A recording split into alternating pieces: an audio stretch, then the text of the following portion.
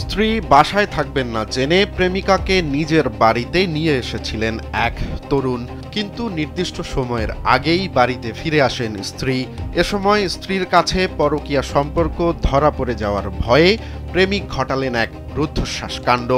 ভয়ে জানালা দিয়েই প্রেমিকাকে পালাতে বাধ্য করলেন ওই তরুণ। আর 11 তলা থেকে পাইপ বেয়ে তরতর করে নামতেও শুরু করেন ওই বিবাহিত তরুণের প্রেমিকা। সম্প্রতি সামাজিক যোগাযোগ মাধ্যমে এমনই একটি ভিডিও ছড়িয়ে পড়লে তা মুহূর্তেই ভাইরাল হয়। মাস্ট শেয়ার নিউজ নামের একটি ইনস্টাগ্রাম অ্যাকাউন্ট থেকে ভিডিওটি পোস্ট করা হয়েছে। সেই ভিডিওতে দেখা গেছে যে তরুণী উঁচু বহুতল ভবনের জানালা দিয়ে বাইরে বেরিয়ে আসছেন। এ সময় তার পরনে সাদা রঙের পোশাক ছিল।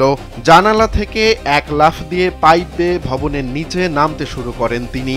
পরে পা পিছলে পড়ে যাওয়ার ভয়ে একই ভবনের অন্য এক ফ্ল্যাটের জানালায় ধাক্কা দেয় সে। ওই ফ্ল্যাটের বাসিন্দা হাত ধরে টেনে তরুণীকে উপরে তুলে আনেন।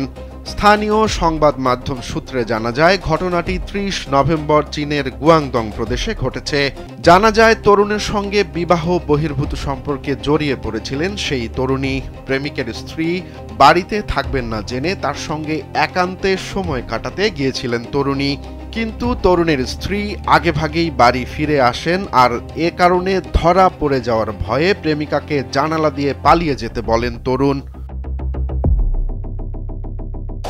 পরে 11 তলার জানালা দিয়ে লাফিয়ে বেরিয়ে পাইপ বেয়ে নিচে নামতে থাকেন তরুণী। এ সময় পা পিছলে পড়ে যাওয়ার ভয়ে আবাসনের এক ফ্ল্যাটের জানালায় ধাক্কা মারেন তিনি। সেই ফ্ল্যাটের বাসিন্দা পরে তাকে হাত ধরে টেনে তোলেন। ভিডিওটি ভাইরাল হওয়ার পর বিষয়টি নিয়ে সামাজিক যোগাযোগ মাধ্যমে নানা আলোচনা চলছে।